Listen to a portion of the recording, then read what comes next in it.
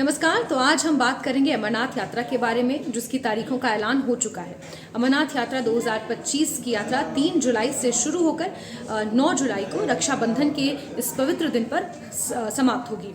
आपको ये बता दें कि इससे पहले तक लगभग 2 साल तक अमरनाथ यात्रा 60 दिनों की यानी कि 2 महीनों की होती रही, लेकिन इस बार अमरनाथ यात्रा को 38 दिनों का ही रखा गया है, जो 3 जुलाई से शुरू होकर 9 अगस्त तक चलेगी। अमरनाथ गुफा माना जाता है कि भगवान शिव का पवित्र निवास स्थान है, जो कि समुद्र तल से 13,000 फीट की ऊंचाई पर जम्मू कश्मीर के अनंतनाग जिले में स्थित है। आपको बता दें कि अमरनाथ यात्रा के लिए 2 रूट खास तौर पर तय किए गए हैं। एक पहलगाम के रास्ते आप अमरनाथ गुफा जा सकते हैं, भगवान शिव के दर्शन कर सकते हैं, तो वहीं दूसरा रास्ता बालटाल का है। आपको दोनों रास्तों के इतिहास के बारे में बताएंगे, किस तरह से तैयारियां प्रशासन वहां पर कर रहा है, इसको लेकर आपको हम जानकारियां देंगे। लेकिन उससे पहले आपको बता दें कि अमरनाथ यात्रा के लिए जो ज़रूरी चीज़ें आपको करनी है, सबसे पहले रजिस्ट्रेशन की तारीख का ऐलान किया जाएगा। अप्रैल के पहले हफ्ते में रजिस्ट्रेशन के लिए नोटिफिकेशन जारी कर दिया जाता है। जम्मू कश्मीर अमरनाथ श्राइन बोर्ड की जो वेबसाइट है, उस पर आप रजिस्ट्रेशन अपना करवा सकते हैं। अगर उस वेबसाइट की बात करें तो jksasb.nic.in पर आपको जाकर रजिस्ट्रेशन करवाना है। वहाँ पर हर एक डिटेल आपको दी गई होगी, कौन सा रूट आपको तय करना है ये भी आपको उस वेबसाइट पर साझा किया गया होगा। बाकायदा एक मैप आपको उस वेबसाइट पर देखने को मिलेगा और उस वेबसाइट के ज़रिए आप तय कर सकते हैं कि आपको पहलगाम के रूट से जाना है या फिर आपको बालटाल के मार्ग से जाना है। अगर हम पहलगाम रूट की बात करें तो अनंतनाग ज़िले में पहलगाम पड़ता है, जो कि श्रीनगर से लगभग 88 किलोमीटर दूर नदी किनारे, जिस नदी को लिदर कहा जाता है, उस नदी किनारे बसा एक खूबसूरत सा छोटा सा गांव है और पहलगाम पहला बेस कैंप है। पहलगाम में नुनवन बेस कैंप को पहला बेस कैंप मनाया जाता है, जहां पर हज़ारों की संख्या में श्रद्धालु पहुंचते हैं और हर दिन सुबह के अवकात में जत्था वहां से निकलता है।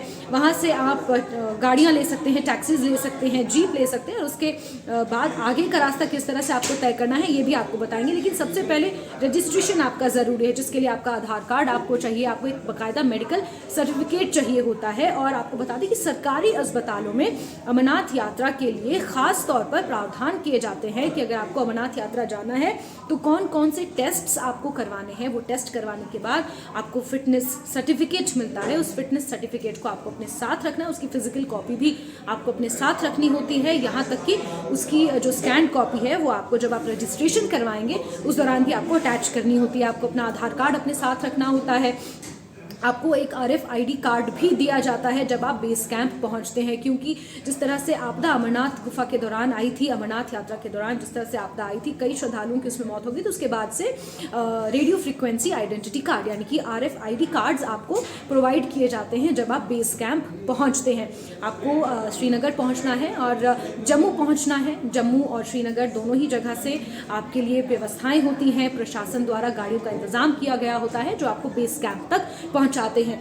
बेस कैंप में खाने पीने, रहने की, शौचालय की तमाम व्यवस्थाएं देश भर से ही नहीं बल्कि विदेश से भी कुछ ऐसे NGOs हैं जो श्रद्धालुओं के लिए वहां पर व्यवस्थाएं करते हैं। आपको दिक्कत किसी तरह की नहीं होगी, लेकिन उससे पहले आपको करना क्या है ये आपको हम बता रहे हैं। JKSASB यानी कि जम्मू कश्मीर श्री अमरनाथ यात्रा श्राइन बोर्ड.nic.in पर आपको जाना है और आपको रजिस्ट्रेशन करना है। हालांकि रजिस्ट्रेशन पोर्टल अभी खुले नहीं है। अप्रैल के महीने में, अप्रैल 1 या 2 वीक में ये पोर्टल्स खुल जाते हैं, जिसके बाद आपकी रजिस्ट्रेशन वहाँ पर शुरू हो जाएगी। और जैसे जैसे आप रजिस्ट्रेशन करेंगे, जैसे जैसे आपको तारीखें मिलती जाएंगी, आपको उससे ठीक 1 दिन पहले जम्मू बेस कैंप या फिर अगर आप श्रीनगर जाना चाहते हैं तो श्रीनगर आप पहुँच सकते हैं। वहाँ से फिर किस तरह से आपकी यात्रा शुरू होगी, प्रशासन ने इसको लेकर कई इंतजाम किए हैं। बहरहाल अब अगर हम मार्गों की बात कर लें कि आपको कौन कौन से रास्तों को चुनना है, तो अगर पहलगाम के रास्ते आप जाना चाहते हैं, ये मार्ग लंबा है लेकिन सरल है।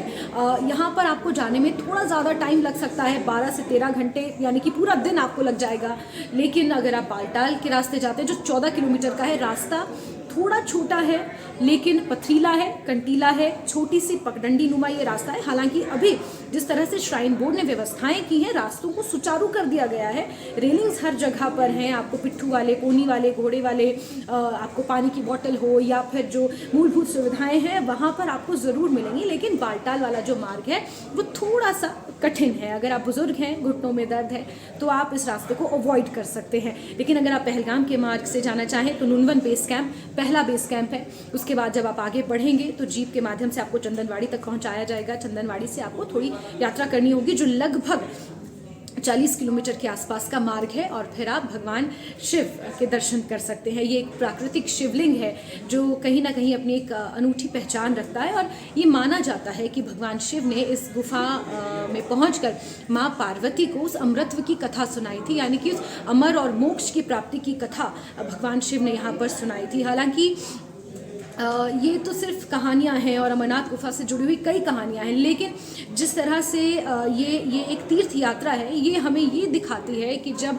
भगवान शिव ने पार्वती माफ़ कीजिए, जब भगवान शिव ने पार्वती को यहाँ पर, जब भगवान शिव पार्वती जी को यहाँ ले जा रहे थे, तो उस वक्त किस किस तरह से भगवान शिव ने त्याग किए थे और किन कठिनाइयों का सामना किया था, और फिर उस अमृतत्व की प्राप्ति हुई थी, और वही कथा माँ पार्वती को भगवान शिव ने सुनाई थी। तो यही कहीं ना कहीं जो अमरनाथ यात्रा है वो अपने आप में यही दर्शाती है कि अगर हमें भगवान तक पहुँचना है, भगवान के मार्ग तक, भगवान को अगर हमें महसूस करना है, तो हमें कहीं ना कहीं उस अहंकार का, अपनी वासनाओं का, सांसारिक जो मोह है उसका त्याग करना होगा, और फिर उसके बाद ही हम ईश्वर की प्राप्ति कर सकते हैं।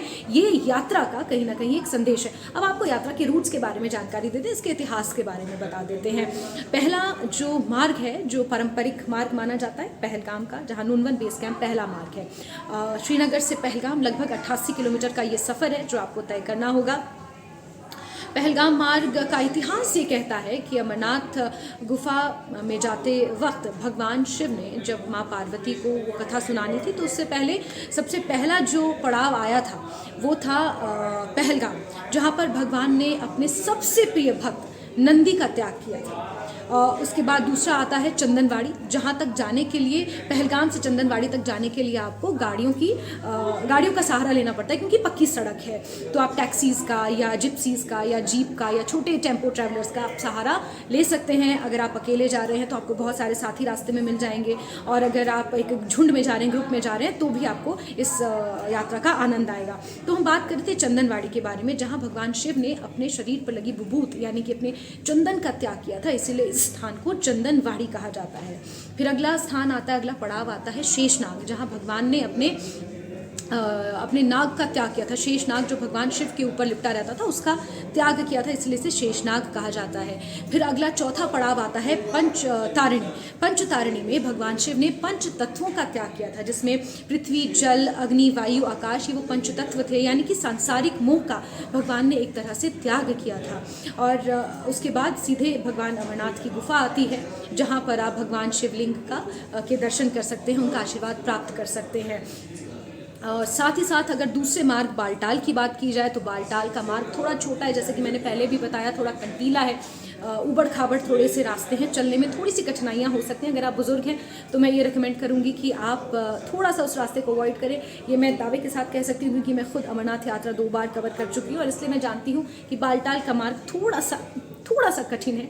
लेकिन भगवान की अगर आपको प्राप्ति करनी है तो फिर कठिनाइयाँ कैसी, ये तो आस्था होती है, और अगर आपके मन में आस्था है, धैर्य है, साहस है, तो फिर आप किसी भी मार्ग से जाइए, भगवान आपको ज़रूर दर्शन देंगे। लेकिन बालटाल मार्ग की अगर बात करें तो बालटाल मार्ग में बालटाल यानी कि ये 9500 फीट की ऊंचाई पर है, और बालटाल में क्योंकि भगवान शिव ने अपनी जटाओं का त्याग कर दिया था, तो यानी कि बालों का त्याग कर दिया था, इसलिए उसे बालटाल कहा जाता है। फिर आगे आता है एक दूसरा पड़ाव डोमेल यानी कि 2 स्थानों का मेल है। यहाँ से 2 रास्ते अलग हो जाते हैं, एक मेल स्थान है, लेकिन एक जो रास्ता है वो भगवान शिव की गुफा के लिए जाता है, और एक सोनमर्ग के लिए रास्ता मुड़ जाता है, और इसे मेन प्रवेश द्वार अमरनाथ गुफा का कहा जाता है। फिर आता है बराड़ी मार्ग यानी कि परीक्षा का मार्ग। बराड़ी को संस्कृत शब्द है, और इसे परीक्षा इसका अनुवाद है। तो यानी कि भगवान शिव ने यहाँ पर तपस्या में भगवान शिव लीन हो गए थे। ये मार्ग इसलिए भी थोड़ा कठिन है क्योंकि ये मान्यताएं हैं, ये जो तमाम बातें मैं कह रही हूँ ये हमारे मान्यताओं के आधार पर आगे चली जा रही हैं। इसलिए अमरनाथ यात्रा से जुड़ी कई कथाएं हैं, लेकिन जो मान्यताएं हैं वो मैं आपको बता रही हूँ। बराड़ी मार्ग को भगवान शिव ने इस यहाँ पर इस पर्टिकुलर स्पॉट पर जब आप पहुँचेंगे तो यहाँ पर आपको बहुत शांति का अनुभव होगा। यहाँ पर भगवान शिव ने खुद तपस्या में भगवान शिव लीन हो गए थे और इसीलिए इस मार्ग को थोड़ा कठिन माना जाता है, क्योंकि यहाँ भगवान शिव, ये कहा जाता है कि भगवान शिव यहाँ पर अपने भक्तों की आस्था, धैर्य और कहीं ना कहीं उनके संयम की परीक्षा लेते हैं, इसीलिए इसे बराड़ी मार्ग कहा जाता है। और फिर उसके बाद संगम आता है। संगम एक मेन स्पॉट है। यहाँ से जो गुफा है उसका डिस्टेंस सिर्फ 15 या 20 मिनट रह जाता है अगर आप पैदल चलें तो। बालटाल का मार्ग में आपको 4 मुख्य पड़ाव आएंगे और वहीं पहलगाम मार्ग में भी आपको 5 ऐसे मुख्य पड़ाव आएंगे जो आपको पार करने होंगे। लेकिन उससे पहले आपको याद रखना है कि आपको रजिस्ट्रेशन ज़रूर करवा लेना है। अगर आप रजिस्ट्रेशन करवा कर जाएंगे, अपने सारे डॉक्यूमेंट्स जो आपके रजिस्ट्रेशन फॉर्म में लगेंगे उन डॉक्यूमेंट्स की हार्ड कॉपी भी अगर आप अपने पास रखेंगे तो आपको प्रॉब्लम नहीं आएगी। आप सीधे बेस कैंप पहुंचेंगे। बेस कैंप से आप अपनी यात्रा की शुरुआत कर सकते हैं। 3 जुलाई से अमरनाथ यात्रा शुरू हो रही है। मन में आस्था, मन में धैर्य, मन में आप अगर संकल्प लेकर चलेंगे तो यात्रा और सुगम होगी। और सुरक्षा के लिहाज से अगर बात की जाए तो खास तौर पर सुरक्षा व्यवस्था यहाँ पर चाक चौबंद होती है। स्पेशल माउंटेनियरिंग टीम जो है सेना की वो यहाँ पर तैनात होती है। चप्पे चप्पे पर सेना के साथ साथ जो जम्मू कश्मीर के जो लोग हैं, जो वहाँ की आवाम है, वो भी इस अमरनाथ यात्रा का बेसब्री से इंतजार करती है। तो घबराने की आपको बिल्कुल ज़रूरत नहीं है। सुरक्षा एकदम चाक चौबंद होती है। गाड़ियों की व्यवस्था यहाँ पर की गई होती है। प्रशासन द्वारा कई तरह के इंतजाम किए गए होते हैं। हालांकि इंतज़ार हो रहा है कि जब रजिस्ट्रेशन खुलेगा और रजिस्ट्रेशन खुलते ही आप सबसे पहले अपना रजिस्ट्रेशन कराएं। 38 दिनों तक ये यात्रा चलेगी। जो भी समय आपके अनुकूल है आप इस यात्रा को कर सकते हैं, इस तीर्थ यात्रा को कर सकते हैं और उस अमृतत्व की प्राप्ति जिसकी कथा भगवान शिव ने माँ पार्वती को इस पवित्र गुफा में सुनाई थी, आप वहाँ जाकर इसकी अनुभूति कर सकते हैं।